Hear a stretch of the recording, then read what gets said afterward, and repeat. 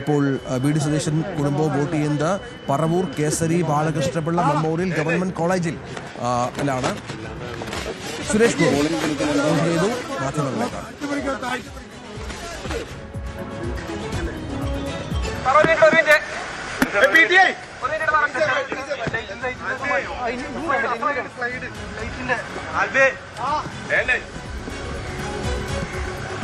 Mic താത്തി പിടിക്കേ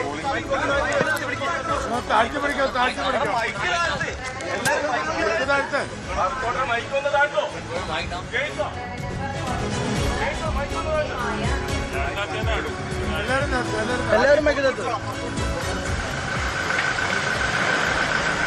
പ്രളയത്തിന്റെ മണ്ണിൽ ഉണ്ട് ഞാൻ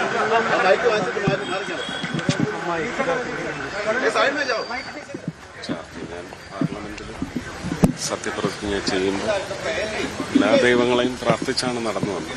അവസാനം പാർലമെന്റിൽ മുഴങ്ങിക്കേറ്റത് ആ നാമമാണ്. അപ്പം അത് അവിടെ മുതൽ ഒരു നിമിത്തവും ഒരു ദൗത്യവുമായി തോന്നി. ഇത്തവണ ഗുരുവായൂർ വോട്ട് ചെയ്യാൻ സാധിച്ചു. ഗുരുവായൂരപ്പൻ എന്നാണ് സ്ഥാനാർത്ഥി. പ്രസ്താവനകളൊക്കെ ശ്രദ്ധയിൽപ്പെട്ടിരുന്നില്ല. പ്രസ്താവന എല്ലാവരും ഇറക്കുന്നുണ്ടല്ലോ, കൊണ്ടുപിടിച്ച് ആണ് ആണ് ആണ് എന്ന് പറഞ്ഞവരില്ലേ അല്ലേ? എല്ലാവർക്കും പറയാനുള്ള അവകാശമുണ്ട്. അത് അവര് പറയുന്നത് പറഞ്ഞോട്ടെ. പക്ഷെ ഒരു ജനനിശ്ചയം എന്ന് പറയുന്നത് ഇതിനെ ഒന്നും ആധാരമാക്കിയായിരിക്കില്ല. ജനങ്ങൾക്ക് ഓരോ കാലഘട്ടത്തിലും മാറി വരുന്ന ചിന്താഗതി. ഈ കാലഘട്ടം 12 വർഷത്തെ ഞങ്ങളുടെ ഒരു ഭരണ മികവ് ദേശവ്യാപകമാണ്. അതും BJP ഭരിക്കുന്ന സംസ്ഥാനങ്ങളിലല്ലേ ഉള്ളൂ എന്ന് ചോദിച്ചാൽ ആവും. കുടുംബസമേതം വന്നാണ് വോട്ട് ചെയ്തത്.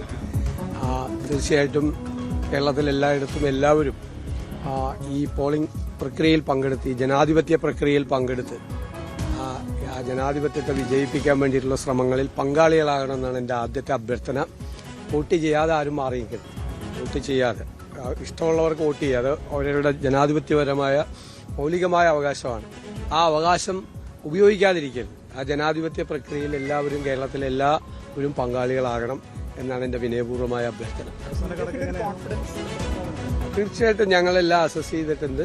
നേരത്തെ പറഞ്ഞതുപോലെ 100-ലധികം സീറ്റുമായി UDF അധികാരത്തിലേക്ക് തിരിച്ചു വരും. ഇപ്പം നേരത്തെ കഷ്ടിച്ച് ഞങ്ങൾക്ക് ഭൂരിപക്ഷം തന്നിരുന്നവരൊക്കെ അഭിപ്രായം മാറ്റിയല്ലോ.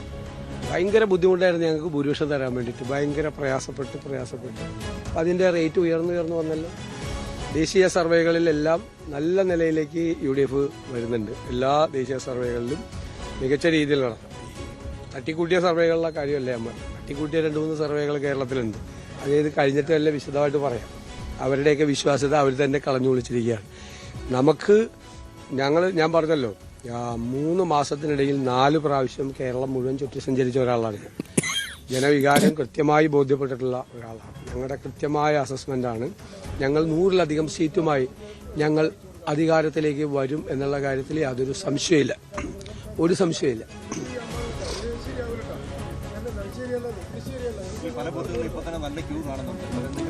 അല്ല, നല്ല ജനാധിപത്യ പ്രക്രിയ വിജയിക്കണം. എപ്പോഴും ആളുകൾ വന്ന് അത് ചെയ്യണം. അത് വന്ന് ഉറപ്പായിട്ട് ചെയ്യണം. അത് നല്ലൊരു ട്രെൻഡാണത്. ആളുകൾ വന്ന് വോട്ട് ചെയ്യണം. അവർക്ക് ഇഷ്ടമുള്ളവർക്കല്ല അവർ വോട്ട് ചെയ്യണത്. അവരിതെല്ലാം കേരളത്തിലെ പ്രബുദ്ധരായ രാഷ്ട്രീയ ബോധ്യമുള്ള ആളുകളാണ്.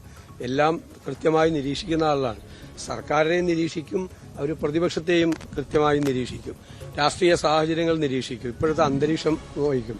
നമുക്കറിയാലോ, നാടൻ ചായക്കടകളിൽ പോയാൽ പോലും അന്താരാഷ്ട്ര കാര്യങ്ങൾ ചർച്ച ചെയ്യാൻ നമ്മളെക്കാൾ യോഗ്യരായിട്ടുള്ള ആളുകളാണ്. അവർ പത്രങ്ങൾ വായിക്കുന്നവരാണ്, ഒന്നിലധികം പത്രങ്ങൾ വായിക്കുന്നവരാണ്, ചാനലുകൾ കാണുന്നവരാണ്, രാഷ്ട്രീയം നിരീക്ഷിക്കുന്നവരാണ്. അപ്പോൾ നല്ല രാഷ്ട്രീയ ബോധ്യത്തിന്റെ അടിസ്ഥാനത്തിൽ വോട്ട് ചെയ്യുന്നൊരു ജനതയാണ് കേരളത്തിൽ. അതാണ് ഞങ്ങളുടെ പ്രതീക്ഷ. തീർച്ചയായിട്ടും അവർ ഞങ്ങൾക്ക് അനുകൂലമായി ഈ രാഷ്ട്രീയ സാഹചര്യങ്ങളെല്ലാം വിലയിരുത്തി നല്ല പിന്തുണ ജനങ്ങളുടെ ഭാഗത്തുനിന്ന് ഉണ്ടാകുമെന്ന് തന്നെയാണ് പ്രതീക്ഷിക്കുന്നത്.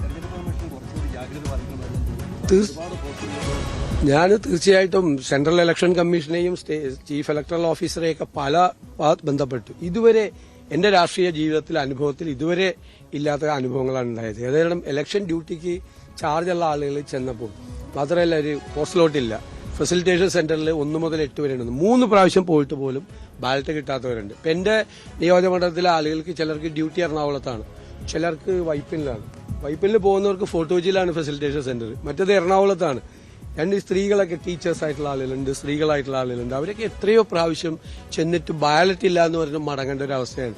ഒരാൾ പോലും വോട്ട് ചെയ്യാതെ പോകരുത് എന്ന് ആണ് നമ്മുടെ ഒരു അഭിപ്രായം. പ്രതിപക്ഷ നേതാവ് വി ഡി സതീശൻ പറവൂരിൽ വോട്ട് രേഖപ്പെടുത്തിയ ശേഷം കുടുംബത്തോടൊപ്പം എത്തി വോട്ട് രേഖപ്പെടുത്തിയ ശേഷം മടങ്ങുകയാണ്. 100-ലധികം സീറ്റുകൾ നേടി ഇത്തവണ അധികാരത്തിൽ വരും UDF എന്നാണ് പ്രതിപക്ഷ നേതാവ് ആത്മവിശ്വാസം പ്രകടിപ്പിക്കുന്നത്. തുടർച്ചയായി ഈ ആത്മവിശ്വാസം അദ്ദേഹത്തിന്റെ ഭാഗത്തു നിന്നുണ്ടായിരുന്നു എന്നുള്ളത് കൂടി നമ്മൾ ചേർത്ത് വെക്കണം. അത് ഇന്നും പ്രകടിപ്പിക്കുന്ന പശ്ചാത്തലം ഏറെ. ജയിച്ചു വന്നു കഴിഞ്ഞ് MLA ആയിട്ട് മര്യാദയ്ക്ക് ഇരിക്കാൻ സമ്മതിക്കരുത്. അന്നും കോടതി പോകാൻ വേണ്ടി ഇപ്പോഴേ ഒരു തുണ്ട് അവിടെ എഴുതി വെക്കുക. അത്രയേ ഉള്ളൂ. ഇത് ഒരു തുണ്ട് മാത്രമാണിത്. തുണ്ടെന്ന് പറയുമ്പോൾ എല്ലാ അർത്ഥത്തിലും നിങ്ങൾ എടുത്തോളൂ. ജനങ്ങൾ നിശ്ചയിച്ചു കഴിഞ്ഞു. ആ നിശ്ചയത്തിൽ നിന്നൊന്നും നിങ്ങളുടെ ഈ ചെപ്പടി വിദ്യയും മറ്റേ അവര് പറയുന്ന പോലെ എന്താ പൊറോട്ട നാടകം അതൊന്നും കേൾക്കത്തില്ല.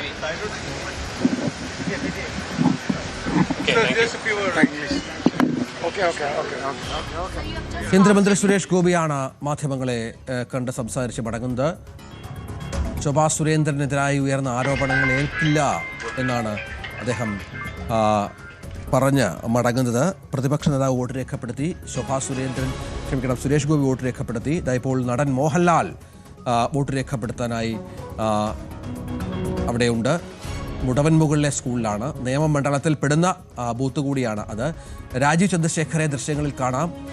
അദ്ദേഹവും വോട്ട് രേഖപ്പെടുത്താനായി എത്തിയിട്ടുണ്ട്. അദ്ദേഹം നിയമമണ്ഡലത്തിലെ സ്ഥാനാർത്ഥിയാണ്. അദ്ദേഹത്തിനും ഏറെ പ്രാധാന്യമുള്ള BJP ഒരുപക്ഷെ അക്കൗണ്ട് വീണ്ടും തുറക്കുകയാണെങ്കിൽ അതിന് ഏറെ സാധ്യത കൽപ്പിക്കപ്പെടുന്ന ഒരു മണ്ഡലം കൂടിയാണ് നേമം. നമുക്കറിയാം അവിടെ അദ്ദേഹം വോട്ട് രേഖപ്പെടുത്താനായി ഉണ്ട്. വി ശിവൻകുട്ടിയും ശബരിനാഥനെയും നമുക്ക് മോഹൻലാലിനൊപ്പമുള്ള ദൃശ്യങ്ങളിൽ കണ്ടിരുന്നുവെങ്കിൽ അദ്ദേഹം ഇപ്പോൾ വോട്ട് ചെയ്യുന്നത് രാജീവ് ചന്ദ്രശേഖർ നിയമമണ്ഡലത്തിലെ മറ്റൊരു ബൂത്തിൽ വോട്ട് ചെയ്യുന്നു എന്ന് വേണം മനസ്സിലാക്കാൻ. ഏതായാലും പ്രമുഖരെല്ലാം രാവിലെ മുതൽ തന്നെ പോളിംഗ് ബൂത്തുകളിലേക്ക് എത്തുകയും അവരുടെ സമ്മതിദാനാവകാശം വിനിയോഗിച്ച് മടങ്ങുകയും ചെയ്യുന്നു എന്നുള്ളത് ഏറ്റവും പ്രധാനപ്പെട്ട ഒരു കാഴ്ച തന്നെ ആണ്. രാവിലെ മുതൽ